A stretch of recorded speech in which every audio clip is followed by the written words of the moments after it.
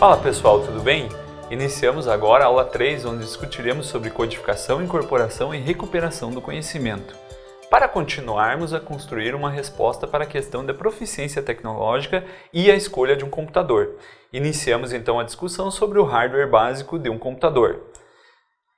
Basicamente, iniciamos com a lenda da rainha Dido e a formação da cidade de Ibiza. Essa história nos mostra que esta rainha usou grande racionalidade para, a partir do couro de um boi, conseguir uma enorme área para fundar Birza. Você vai encontrar isso melhor no livro. Podemos aprender com isso que grandes problemas exigem grandes soluções inteligentes. Por isso, o desafio de escolher um computador não é um ato irrelevante. Sabemos da importância da tecnologia educacional para o dia a dia da sociedade, mas quantos de nossos estudantes realmente têm proficiência para escolher seus computadores?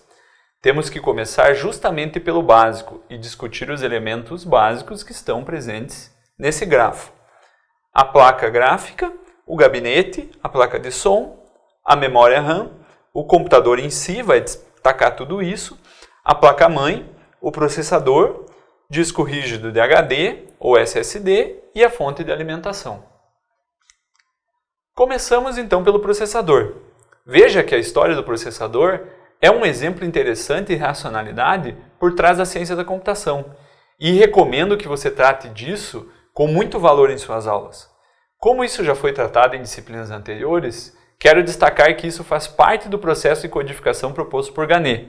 Nessa fase de aquisição, você, professor ou professora, precisa estruturar todos os conteúdos necessários para que seu estudante possa iniciar a incorporação de conhecimentos e estabelecer os fundamentos da construção de uma resposta satisfatória ao desafio proposto na motivação. A história do computador e do processador fazem parte disso. Compreender a lógica de modulação de corrente elétrica em transistores, para daí entender a arquitetura de um processador digital, é necessária para esse processo. Com isso, pode-se partir para a análise mercadológica e discutir com os estudantes as marcas que dominam o mercado, como a AMD e a Intel, além de processadores atuais e comparativos de desempenho. Complementando isso, a discussão sobre a placa-mãe é fundamental. Compreender o que é um modelo ATX, se é expansível ou não, e entender como esse componente é uma estrutura básica que determinará a escolha dos outros componentes computacionais é fundamental. Nesse momento, é possível provocar seus estudantes com questões de suporte. Qual será a finalidade do seu computador? Por quanto tempo pretende ficar com o mesmo? Ou até mesmo, lojas de departamento e supermercados fornecem as especificações das placas-mães dos computadores que oferecem? Isso contribui para potencializar a motivação e ainda aumenta a apreensão para a incorporação do conhecimento.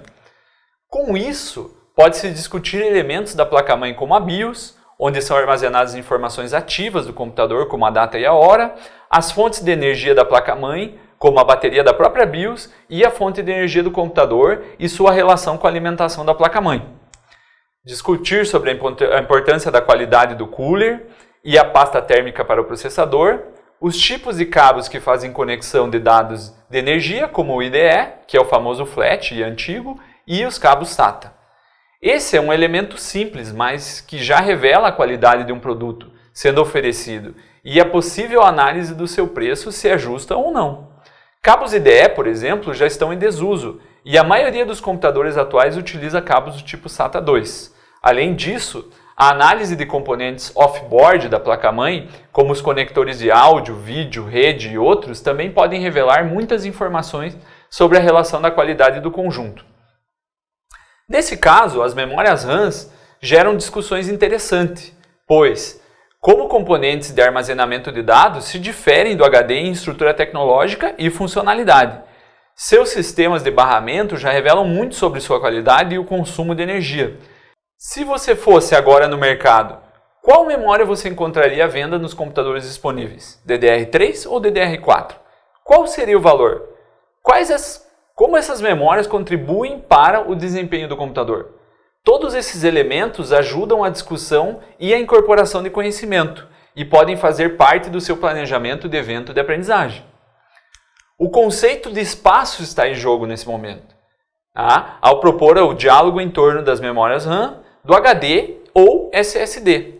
Novamente, é possível retornar à racionalidade da história da computação e levar o estudante a refletir em que representa para a humanidade colocar 60 mil metros quadrados do Louvre, por exemplo, dentro de um espaço de 80 milímetros quadrados do SSD.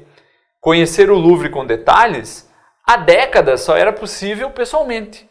Com o avanço do armazenamento de dados, ele está ao alcance de todos. Isso remete também à pertinência de discutir sobre as diferenças tecnológicas entre um HD e um SSD. Com relação ao desenvolvimento dessas relações, é possível discutir sobre se uma placa-mãe possui slots PCI Express e como isso abre possibilidade para a escolha de uma placa acelerador de vídeo em sistema dedicado para o processamento do próprio vídeo. Essa necessidade se dá em funcionalidade principalmente para gamers e profissionais que trabalham com o processamento de imagem. Discutir isso acarreta em dialogar sobre cultura e como, por exemplo, o game Assassin's Creed tornou-se referência para a restauração da Catedral de Notre Dame, após a sua fidelidade gráfica ser analisada com o prédio original. Essa é uma ótima estratégia de recuperação de conhecimento para a proposta de Ganet. Por fim, para a aula 3, é plausível a discussão sobre placas de som, que assim como as placas de vídeo podem ser on-board ou off-board, e suas relações de funcionalidade com o que se deseja para o seu computador. Com toda essa bagagem básica de diálogo sobre hardware, você, professor ou professora, pode rememorar a discussão desenvolvendo estratégias para a escolha de gabinetes para condicionar todos os componentes do computador. Na próxima aula, trataremos de outro assunto relevante para a questão da motivação em torno da escolha do computador, seus softwares, e como esse elemento pode ser empregado na fase de generalização, desempenho e feedback propostas por Ganet.